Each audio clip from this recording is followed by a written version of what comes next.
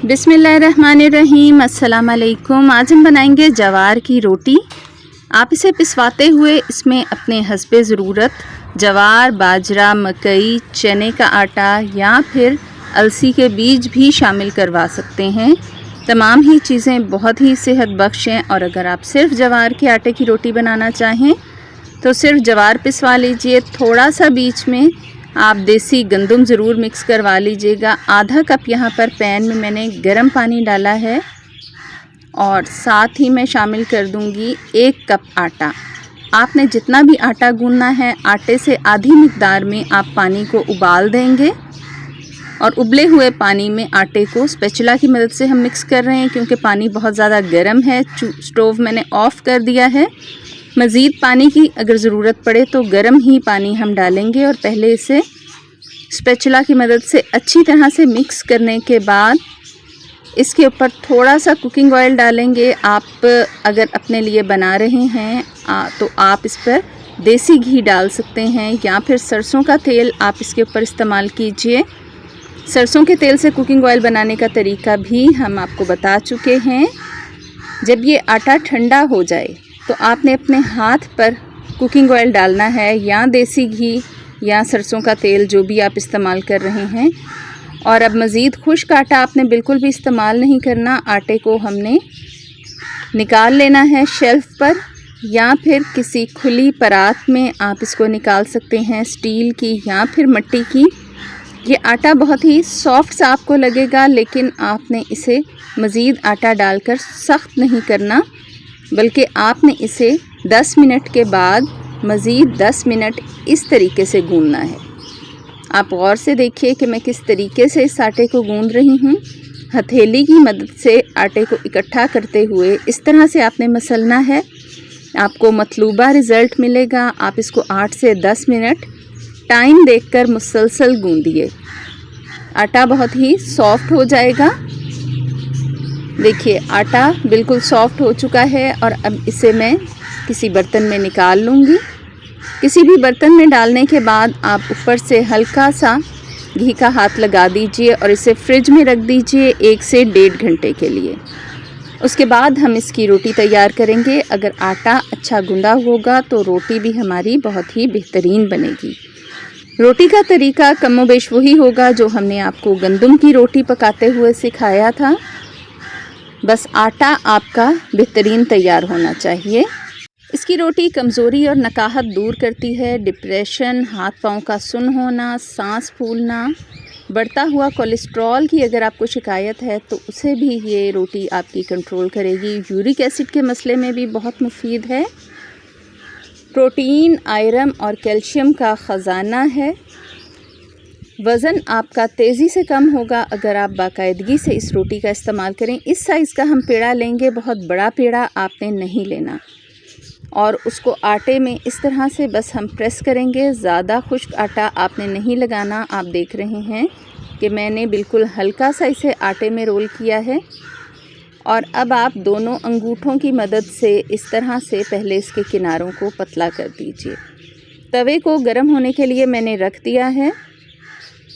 हल्का सा खुश्क आटा हम छिड़क देंगे और उसके बाद इसको हाथों से ही अगर आप दबाएंगे तो ये एक रोटी की शक्ल में आ जाएगा। अगर आप बहुत ज़ोर से इसे रोलिंग पिन की मदद से प्रेस करेंगे तो रोटी हमारी फट जाएगी। मैं रोलिंग पिन इस्तेमाल नहीं कर रही, लेकिन अगर आप चाहें तो आप बिल्कुल हल्के हाथों से इसे बेलन की मदद से कर सकते हैं प्रेस। किनारे आप साथ ही साथ दुरुस्त करते जाइए और इसको बहुत आहिस्तगी के साथ हाथ पर उठाकर आपने झटकना नहीं है इसे दोनों हाथों पे। तवे पर आप 2 से 3 कतरे ऑयल के लगाकर उसे अगर टिश्यू पेपर से साफ़ कर लें तो रोटी बहुत ही नरम बनती है। ये टिप इस रोटी के लिए है। आप इसे गंदम की रोटी पर भी अप्लाई कर सकते हैं। अक्सर तवा बहुत ही खुश्क सा महसूस आपको होता है, तो आप इस तरीके से तवे को गीला कर सकते हैं। आप देख रहे हैं कि रोटी एक तरफ से पक रही है।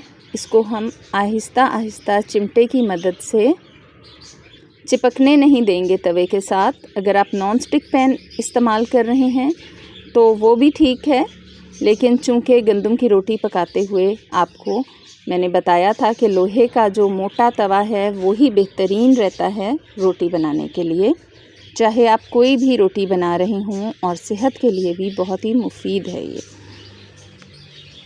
पलटने के बाद अब इसकी जो दूसरी तरफ है उसको हम पकाएंगे। मैं पलट के आपको दिखा रही हूँ कि ये पक रही है रोटी। आंच आपने हल्की नहीं रखनी, आंच आपने तेज़ रखनी है, लेकिन बर्निंग हॉट ना हो आपका तवा, तभी रोटी अंदर तक पकेगी। अगर आप हल्की आंच पर पकाने की कोशिश करेंगे तो आपकी रोटी अकड़ जाएगी। मुसलसल हिलाते हुए, बहुत ज़्यादा भी आपने नहीं हिलाना, लेकिन इसको बिल्कुल आपने देखते रहना है कि कहीं से आपकी रोटी जले नहीं। इसके बाद हम इसे पलट देंगे और आप देखिए कि बिल्कुल बेहतरीन रोटी तैयार है, जैसे आम रोटी होती है। और हल्का सा मैं इसे चूल्हे पर सेक रही हूँ। ज़्यादा देर तवे पर पकाने से रोटी सख्त हो जाती है और अकड़ जाती है, तो हल्का सा सेकने के बाद आप देख सकते हैं कि बेहतरीन रोटी तैयार है। आप इसे देसी घी के साथ ऊपर से ग्रीस भी कर सकते हैं। ताज़ा ताज़ा आप खाइए सालन के साथ। यहाँ पर मैं आपको इसी आटे से भरी हुई रोटी बनाना भी बताऊंगी। छोटे छोटे से आपने 2 पेड़े ले लेने हैं।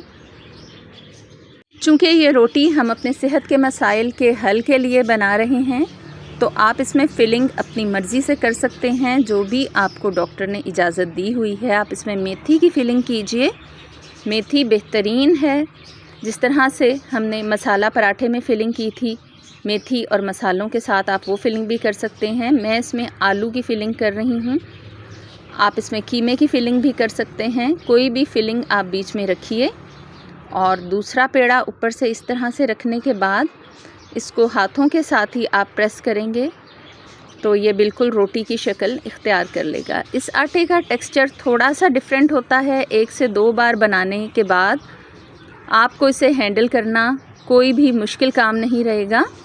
हल्का सा बिल्कुल मैंने इसे रोलिंग पिन से प्रेस किया है। आप देख सकते हैं कि मैंने इस पर बिल्कुल भी ऊपर प्रेशर नहीं डाला। बाकी रोटी आप हाथों की मदद से तवे के डालने के बाद सेट कर दीजिए और इसे एक तरफ से पहले पक जाने दें।